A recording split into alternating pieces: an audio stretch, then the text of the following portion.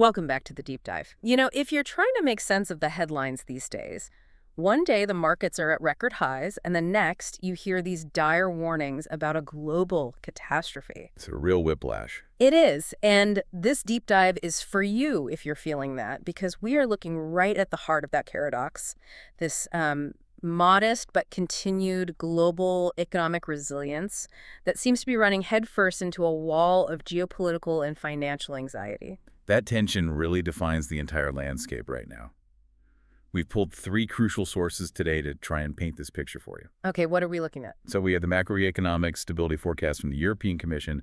Then we have the deep financial stability warnings from the Central Bank of Ireland. And finally, a look at how this all plays out on the ground in a volatile market like Vietnam's VN Index. So our mission is to connect these dots. I mean, how can Europe keep projecting even modest growth when global trade tensions are, well, they're boiling over? Right, with U.S. tariffs at historical peaks. Exactly.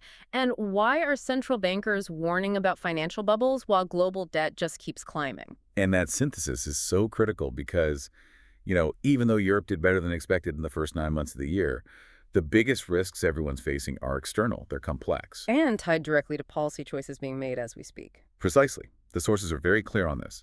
The two things making policymakers the most nervous are, one, trade policy uncertainty, and two, those severely stretched valuations we're seeing in global financial markets. If either of those snaps, the whole forecast just crumbles. Okay, so let's start there with the European situation, the Commission's autumn forecast. It paints a picture of, I guess, surprising stability through 2027. What are the anchor numbers we really need to know? The key word is predictability. So EU GDP growth is projected to stabilize around 1.4% for 2025 and 2026. It ticks up just a little bit to 1.5% in 2027. The euro area is just a tiny bit behind that. And what about inflation? Because that's been the big monster in the room. Well, that's the most reassuring part. They expect euro area headline inflation to fall right to the ECB's 2% target by 2027. It'll hover around 2.1% in 2025. That trajectory, it really suggests they've navigated that whole post-pandemic high inflation mess pretty successfully. That does sound like a policy win. I mean, a soft landing very much in progress. But where is the momentum coming from structurally? If interest rates have been tighter, what's driving this resilience? It's a mix of policy cushioning and some clever market maneuvering. First, that initial outperformance wasn't totally organic. What do you mean? There was a huge surge in exports. The report calls it front-loading, basically. Businesses rushing shipments out the door before the U.S. tariffs kicked in. Ah, okay. Getting ahead of the storm. Exactly. Beyond that, the real supports are resilient labor markets, falling inflation, which helps consumers, and this crucial policy tool called the Recovery and Resilience Facility, or RRF. Let's pause on the RRF, because that's a really important point. For listeners who don't follow EU funding that closely, how is it actually buffering these tighter national budgets? Think of it like the EU's shared investment turbocharger that they set up after COVID. It's just a massive pool of grants and loans for member states, but there's a catch. They have to commit to specific reforms, especially green and digital ones.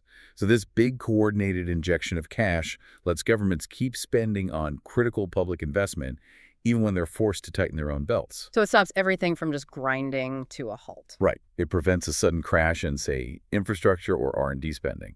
And we saw really strong investment performance because of it, especially in equipment and intangible assets. Ireland really stood out in the data. Okay, so the growth is stable, but we have to talk about the price tag for that stability, the debt. When we get to the fiscal side, the deficit projections look genuinely alarming. They absolutely do.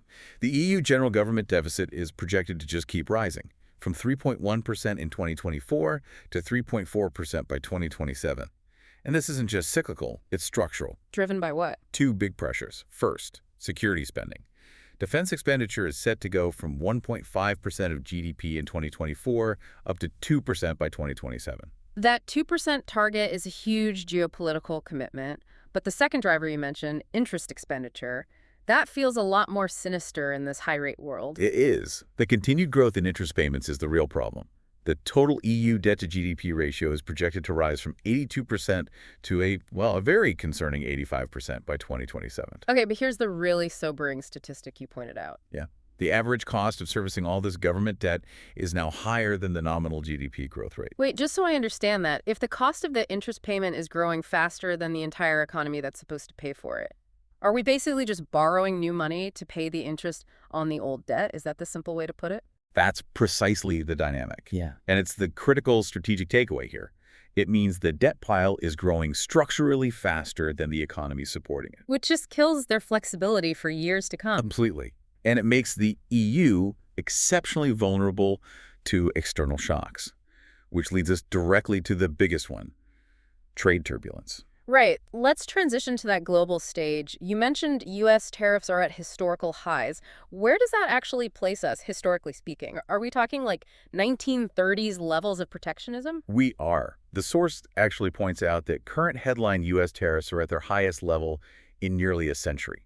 That's a direct echo of the Smoot-Hawley Act era. Wow. So policymakers are acutely aware of what that means. This isn't just, minor friction. This is fundamentally rerouting global commerce. Now, the U.S. and EU did try to soften the blow with that joint statement back in August of 25. What did that agreement actually do, and what did it fail to protect? It set a 15% headline tariff rate between them, which is still high, but they managed to negotiate these critical carve-outs. Yeah. For which sectors? Things like pharmaceuticals and semiconductors got exemptions, and that gives the EU a huge advantage compared to other trading partners like China. But traditional heavy industries, steel, aluminum, they're still facing much higher tariffs. Those sectors are still very vulnerable. And this sets up the key mechanism we need to understand, right? The trade diversion effect. Exactly. So the U.S. has these high walls against China, but slightly lower walls against the EU.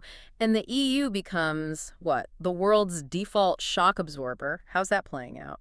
This is the crucial spillover that really undermines that stable EU growth forecast we talked about. Because of the extreme U.S. tariffs on Chinese goods, those exports are being aggressively redirected to the EU market. We are literally watching global trade flows physically reroute. So goods that would have gone to the U.S. are now just being dumped in Europe. That's a good way to put it. Goods imports into the EU are expected to grow dynamically, specifically because global manufacturers are offloading products, sometimes at really depressed prices, into the EU to avoid those prohibitive U.S. duties. So structurally, what does that mean for, say, a European steel producer? Are they just facing a flood of unfair competition? Absolutely. Think of industries like steel or solar panel manufacturing or basic chemicals. Suddenly, they're facing this deluge of high-volume imports priced to move. It puts this immense deflationary pressure on their domestic prices. It cuts their market share. It has to lead to job insecurity, reduced margins. All of it. And that's why the macro consequence is so dire for Europe. The contribution of net exports to EU real GDP growth is expected to be negative in both 2025 and 2026. So the cost of being the world's trade shock absorber is a direct subtraction from their own growth. That's the fundamental headwind, and it's something that policy and RRF funding can only do so much to mitigate. Okay, let's pivot from trade policy to pure market sentiment, because this structural uncertainty is causing some major financial jitters. Starting with that Central Bank of Ireland review from mid-November, they flagged a massive disconnect. They did. The CBI's warning really focused on the fact that global equity markets, led heavily by U.S. tech and AI stocks, are hitting record highs. Showing massive confidence. Right. But at the same time, corporate bond spreads are compressed, which means investors are getting paid very little to take on corporate risk. That combination suggests a pretty dangerous level of complacency, a real mispricing of risk. And the report specifically brought up the idea of an AI bubble reappearing, right? What's the risk there beyond just high stock prices? The risk is concentration. The market's gains are being driven overwhelmingly by just a handful of these magnificent AI and tech stocks. So if the outlook for just those few U.S. companies sours, maybe a regulatory crackdown, new competition, or they just fail to meet these crazy growth expectations, it could trigger a disproportionate market correction. A rapid and disproportionate one. Governor Mayclough was clear. The sheer size of these companies means if they reprice, it will hit global risk sentiment everywhere. And if that financial foundation is stretched, the global political framework is actively trying to shake it. The upcoming U.S. election is injecting a huge amount of policy uncertainty. What are the specific economic risks analysts are worried about there? The main worry is inflation running hot again because of fiscal policy. Analysts are concerned that if the Republican candidate wins, his potential plan to grant tax cuts, a lot of which are set to expire in 2025, could fuel a massive, immediate burst of spending. Which is a huge fiscal injection that would work directly against what the Fed has been trying to do. Exactly. It could force the central bank to hike rates again, or at the very least, delay any planned cuts significantly. And all the while, geopolitical reality is keeping commodity prices high. Correct. The Hamas-Israel conflict is keeping energy prices elevated. Oil has been stubbornly trading above $85 a barrel. This ongoing supply-side inflation risk just complicates the entire path back to normal interest rates.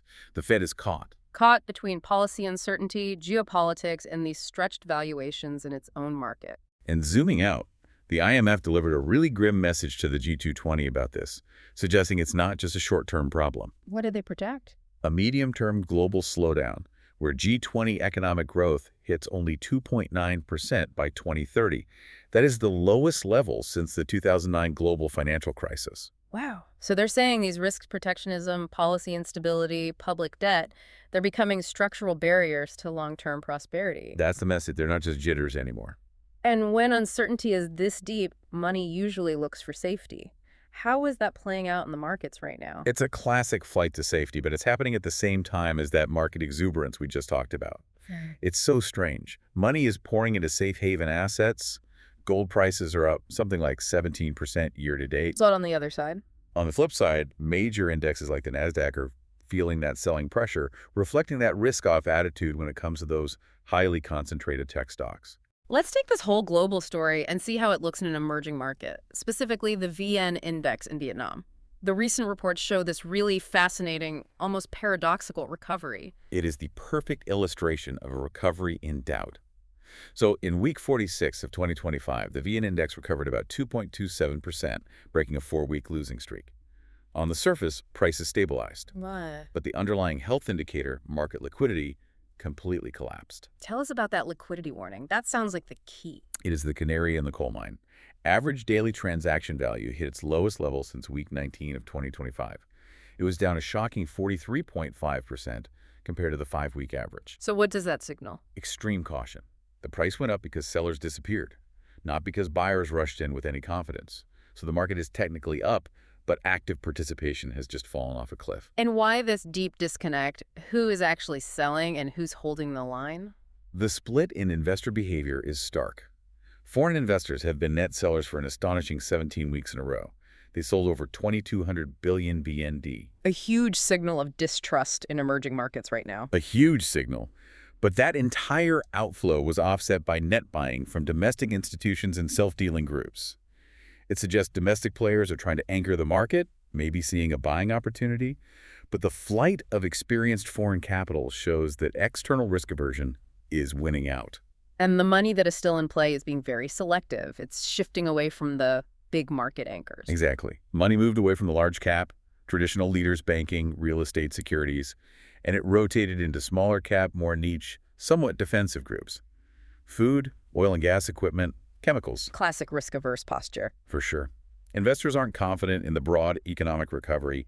They're hiding in smaller plays with better, more localized fundamentals. So the deep caution we see globally from the AI bubble and U.S. political uncertainty, it's showing up in Vietnam as collapsing volume and foreign capital flight. It really proves this risk-off sentiment is global, even if a headline price holds up. So what's the near-term outlook there? The consensus is that the market is just inherently unstable. It's unfavorable for short-term trading. Analysts think the VN index is just going to oscillate and accumulate in this narrow, volatile band, somewhere between 1,610 and 1,665 points. But they do see some opportunity. For the medium term, yes. They see it as a chance to build a foundation, selectively buying stocks with strong fundamentals that have already corrected a lot, especially in those core bank, securities, and real estate sectors. Okay, so we've covered a lot. Stabilized, but structurally compromised. Growth in Europe. Historically high protectionism. Financial markets inflated by a handful of tech stocks, fueling global anxiety. But before we wrap up, you mentioned one critical, almost unseen risk that ties this all together. Something the Central Bank of Ireland specifically called out. The non-bank financial intermediation sector. Yes, the NBFI sector. It's often called shadow banking. It includes entities like hedge funds, private equity, and really crucially today, private credit funds. They operate outside the tightly regulated banking system, but they play a huge role in funding the real economy.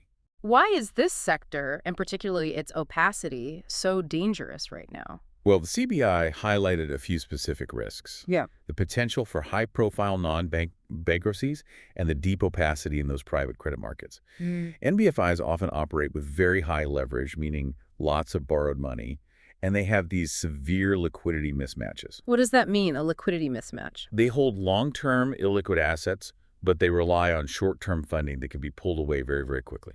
Okay, so give us a tangible example.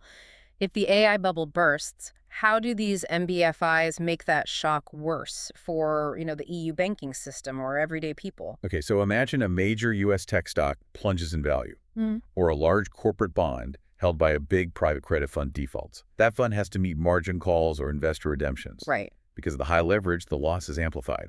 And because of the liquidity mismatch, they can't just sell their illiquid assets quickly. They're forced to sell whatever they can sell. A fire sale. A fire sale. And that floods the market, causing panic and price dislocation across all asset classes. They could be forced to sell off EU sovereign debt or shares in major European banks they happen to hold. This amplification turns a sector-specific shock into a systemic threat. And that's why the CBI warns it could severely threaten even the resilient EU. That structural threat, the amplification of risk by the shadow banking sector, that's the nuance that really underpins the global anxiety we've documented today.